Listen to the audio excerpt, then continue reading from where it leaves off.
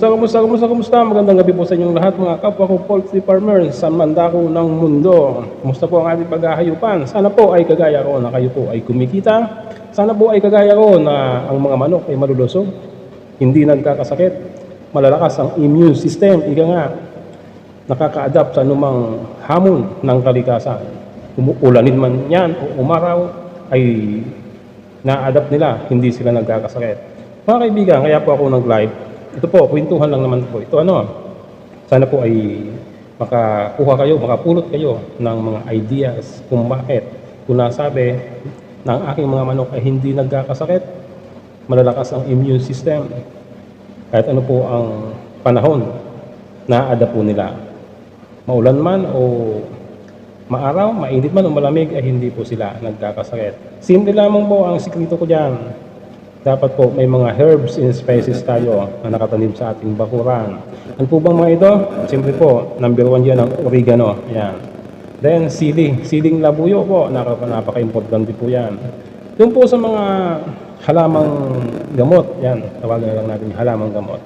Yan nga po ang oregano, yung artemisia, yung artemisa, o ano pang tawag sa inyo dyan, ay napakaganda pong solusyon yan o pampalakas ng immune system ng ating mga alagang manok. Yan po ay sinasama ko. Mamaya po ay kikwento ko sa inyo ang sistema dyan sa mga halamang gamot kung paano siya nakakatulong sa ating mga alagang manok. Yan. Bago po ang lahat, papakilala muna po ang inyong lingkod. My name is Jun Bubi Seriola ng AB Amazing Vlog. Yan po. Ang aking YouTube channel po ay AB Amazing Vlog at samantalahin ko na rin po ang pagkakataong ito. Sulang ko magpasalamat din sa aking mga followers and subscribers na walang sawang sumusuporta sa aking channel, sa aking YouTube channel. Dahil po sa inyo, matatagpo, tuloy-tuloy ang pag-angat ng ating channel o ating samahan, ika nga, di ba? O yan, umpisan ko po doon sa, ito po yung mga bagay-bagay sa paghahayupan, lalong-lalo na po yung backyard poultry farmers, yung mga backyard na manukan sa probinsya, yung mga may maliliit na manukan, na minsan kasi tayo ay, o karamihan sa atin ay humihinto sa pag-aalaga ng mga manok. Ayan, mga pato, mga itik, samantalang meron mang bakante sa likuran ng ating bahay. Naku, huwag niyo pong sasayangin yun, huwag niyo ibabakante yun. Mag-alaga po tayo ng mga manok, mga itik, pato, yan po ay nakakatulong sa ating pamilya. Pag gusto natin kumatay, may pang-ulam na tayo, di ba? May maihahain tayo sa hapagkainan ng ating pamilya. Ayan. Ang iba kasi ng ating mga kapatid ay humihinto dyan kasi dahil sa napakamahal na feeds. Yan ang pinaka-rason lang dyan eh. Luging-lugi sila dahil sa pinakamahal na feeds. Kikwentuhan ko po kayo para makatipid kayo sa feeds. Dahil ako po ay nagpo-formulate, may sarili akong feed formulation sa feeds. Ito po yung organic Ang mga materialis ko po dito ay pwedeng itanim, pwedeng alagaan, napakadaling i-provide sa madaling sabi. May mga ibang sangkap naman na pwede natin bilhin pero makakasave po tayo talaga, makakatipid tayo dahil tuturuan ko kayo o babanggitin ko dito, ipapaliwanag ko dito yung mga sangkap na pwede natin itanim sa ating bakuran. Ano po ito? Unang-una po dyan, ang laging binibida ko sa aking mga pagpapaliwanag about feed formulation ay ang malunggay o moringa oleifera. Yan po ay napakagandang sangkap sa ating feeds o sa feed formulation dahil po yan ang kinukuha na natin ng mga vitamina at mineral at napakataas pa po ng protina niyan na may 31.50% na protein. Yung vitamins and mineral ay kumpleto po siya. Number 2 po dyan, ang Madre de Agua. Yan. Excuse me, mga kapatid. Yung Madre de Agua, yan po ay napakadaling itanim. Actually, nasa channel ko na yan, na-i-vlog ko na yan kung paano siya itinatanim, paano siya nag-grow, kung anong itsura niya. Yan po naman ay napakataas din ng protina, 18.21%. Dahil nga po siya ay halaman, mga green leafy tawag dito na bagay, kumbaga sa tao, mga green leafy vegetables ay napaka-sustansya, di ba? Ganoon din sa mga hayop. Pag yan ay mga leaves, mga greens, ay napakasustansya po yan dahil yan po nang gagaling ang mga vitamina at mineral, otherwise ang protina. Yan po, malunggay, madre de agua, yan. Napakadali pong itanim yan. Ngayon, para po mabalanse natin yung paggawa natin, pag-mix natin ng feeds, yung pong dalawang nabanggit ko, yung malunggay and madre de agua, which is mataas ang protina nun. Source of protein yon in amino acids. Yan. Then vitamins and mineral, nandoon po yan. Yung carbohydrates na lang po ang medyo wala doon, di ba? Yan lang po ang ating provide. Kung wala po tayong tanim na mais, bili na lang tayo ng mais. At least, mais na lang ang bibilihin natin. Ano? Yan. O kaya darak. Yung pino pong daraka, D1, tinatawag. Pinong-pino po yun, huwag tayong gagamit ng mga malalaking particles ng darak o ng rice bran. Hindi po matutunaw yan sa intestine ng ating mga alagang manok o baboy. Ayan. Malunggay, madre de agua. Then, isa pang napakahalagang sangkap dyan, yung napakataas na protina, na lagi ko din pinapaliwanag at ibinibida sa aking mga vlog, ang black soldier fly, yan, larvae. Mag-alaga po tayo noon, napakadali pong alagaan yan.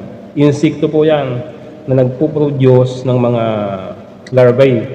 Larva, yan. Yung larvae pong yon, yun po ang ating pinapatuyo, ginagawang tawag dyan, powder, papatuyuin, then convert na sa powder form, nahalo na natin yan sa ating minimix na feeds. Ayan. Pag meron po kayo niyan, black soldier fly larvae, malunggay, madre de agua, may mais na, kumplito na po.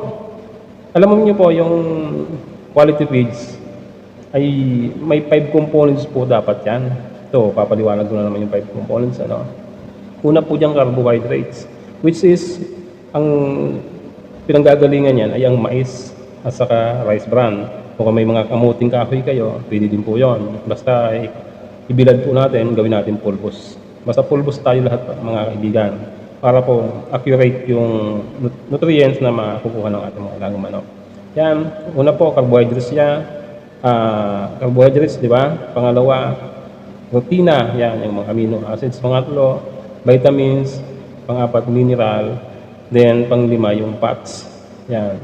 Yung fats, nakukuha yan doon sa black soldier fly larvae. Mataas ba ang fats na yan? Kung hindi po para mas sure po tayong hindi magkukulang ang fats content ng ating feeds, samahan po natin yan ng corn oil. Yan.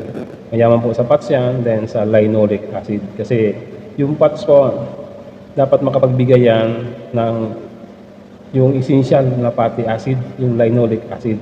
Yan. Yung po ang napakahalagang tawag dito, nutrients na kailangan ng ating mga alagang manok, which is nanggagaling yan sa corn oil, then sa black soldier fly larvae. Yun.